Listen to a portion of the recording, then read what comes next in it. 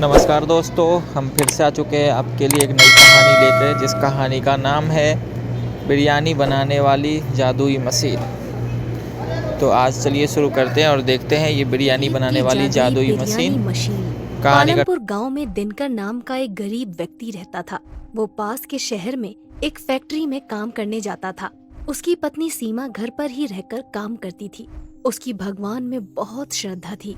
वो गांव से काम के लिए जब शहर जाता तो रास्ते में एक मंदिर पड़ता था और वहाँ पर एक बार रुककर आशीर्वाद जरूर लेता था।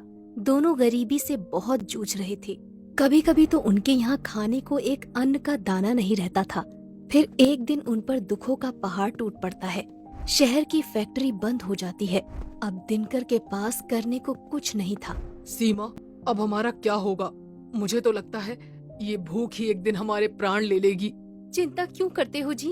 ऊपर वाला है ना, वो हमारी कुछ न कुछ जरूर मदद करेगा। हे ऊपर वाले, कुछ तो हमारी मदद कर। आप भी ना जब देखो भगवान से मांगते ही रहते हो। अब ये देखो, भगवान को दीपक लगाने के लिए तेल ही नहीं है। अब मैं क्या करूं? अरे अपने जो खाने का तेल है ना, उसी से लगा दो। पर फिर हम लोग क्या खाएंगे? तुम भी ना सीमा, तुम ही तो कहा करती हो कि ऊपर वाला हमारी मदद करेगा। ऐसा कहकर दोनों हंस पड़ते हैं। भगवान उन दोनों की इस आराधना से प्रसन्न हो जाते हैं कि उन दोनों के पास जब खाने को कुछ नहीं है तब भी उनकी भक्ति में कोई कमी नहीं आई। भगवान रात को ही उपहार स्वरूप उन्हें बिरयानी बनाने की मशीन देते हैं। अगली सुबह सीमा जब अपने घर का दरवाजा खोलती है तो बाहर बिरयानी बनाने की मशीन मिलती है।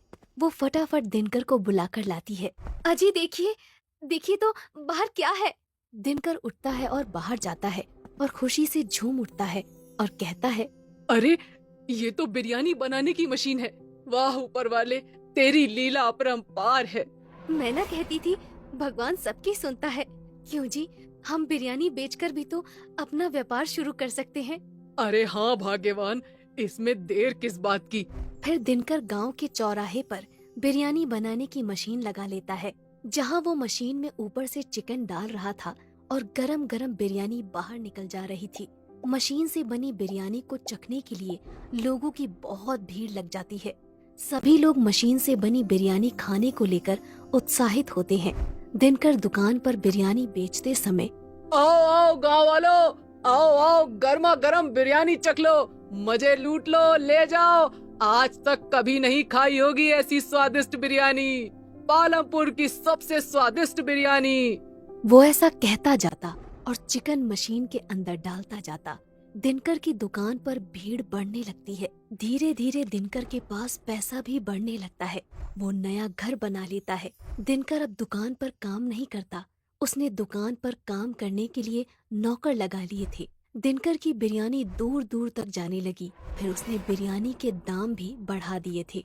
एक दिन जब दिनकर चिकन डालकर गरम गरम बिरयानी निकाल रहा था, तभी एक गरीब आता है और उससे बिरयानी मांगता है। पर वो बिरयानी के दाम सुनकर चौंक जाता है। अरे बाप रे, इतनी महंगी। दिनकर कहता है, दिनकर की बिरयानी किसी गरीब के लिए नहीं है। खाना है तो खाओ वरना चलते बनो। ना जाने कहां कहां से चले आते हैं। बिरयानी खाने की औकात नहीं है और चले आते हैं मुंह उठा के। ऐसा मत कहो दिनकर, तुम भी तो एक गरीब थे। गरीब था मूर्ख, अब नहीं हूँ। वो दिन बीत गए हैं। अब चलता बन यहाँ से, जबान मत लड़ा। आज तुम एक गरीब का मजाक बना रहे हो, पर याद रखना दिनकर, ये तुम्हें बहुत भारी पड़ेगा।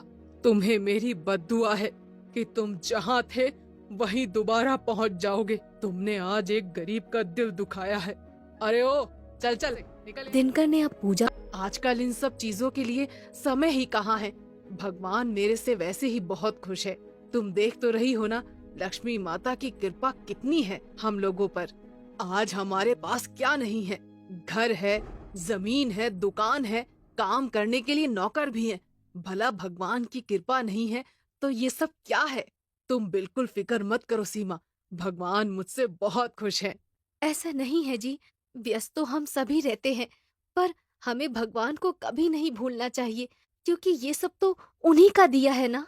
सीमा, अब तुम मेरा दिमाग मत खाओ। मुझे मत सिखाओ कि मुझे क्या करना चाहिए। तुम खाना लगाओ, मुझे खाना दो। कल वैसे भी बहुत काम है। ठीक है जी, जैसा आपको उचित लगे। मैं तो बस कहने से रही।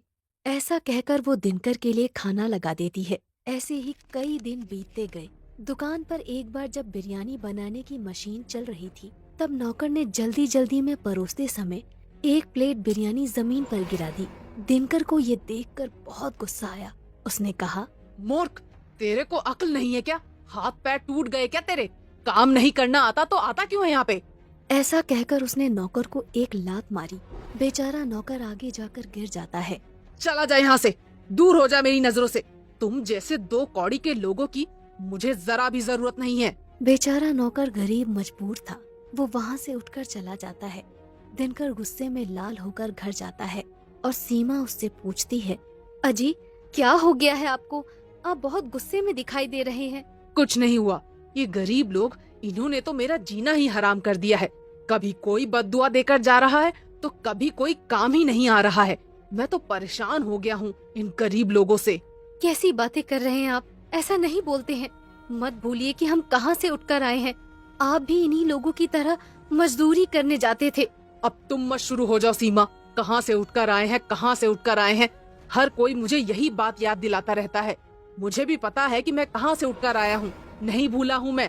पर क्या अब भी ऐसी ही जिंदगी जीता रहूं? अमीर हूँ, अमीर की तरह रहूंगा। ऐसा कहकर दिनकर सोने चला जाता है। अगली सुबह दिनकर दुकान पर जाता है और मशीन चालू करता है और ऊपर से चिकन डालना शुरू करता है। पर ये क्या, वो देखता है कि बिरयानी बनकर निकलती ही नहीं है। बाहर ग्राहक भीड़ लगाकर खड़े रहते हैं। बिरयानी लाओ भाई। अरे दिनकर भाई, बिरयानी लाओ। अरे भाइयों, सब्र रखो।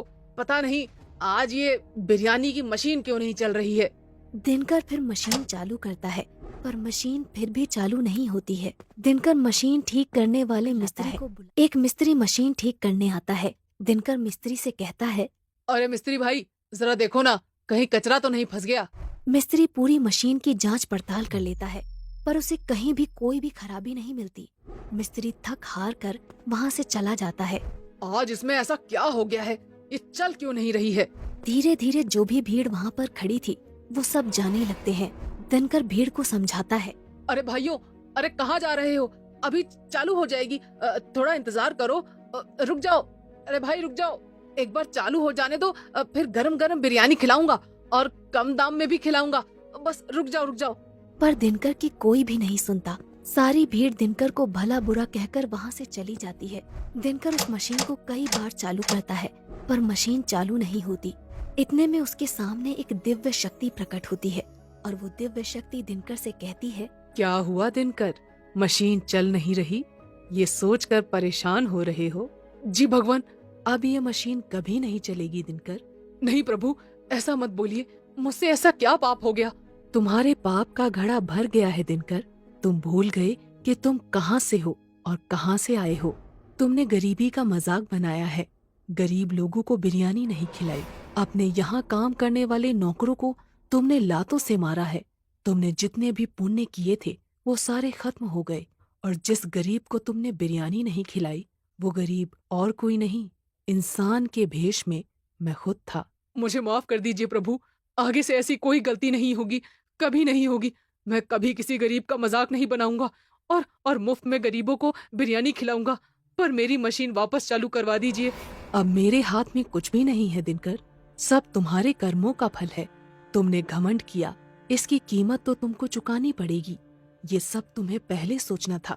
ऐसा कहकर दिव्य शक्ति वहाँ से गायब हो जाती है। दिनकर फूट फूट कर रोने लगता है और कहता है, हे प्रभु, मुझे माफ कर दीजिए प्रभु, मेरी आंखों पर घमंड की पट्टी बंध गई थी। हे प्रभु, हो सके तो मुझे माफ कर दीजिए। दिनकर के वापस गरीबी के दिन आ जाते हैं। वो वापस एक कुटिया में आ जाता है और वापस अपना जीवन गुजारने के लिए मजदूरी करने इधर उधर निकल जाता है। दिनकर का घमंड उसको ले डूबता है। तो दोस्तों, कैसे लगी आपको हमारी कहानी, हमें कमेंट में जरूर बताएं। हम फिर मिलते हैं नेक्स्ट वीडियो में, तब तक के लिए बाय बाय।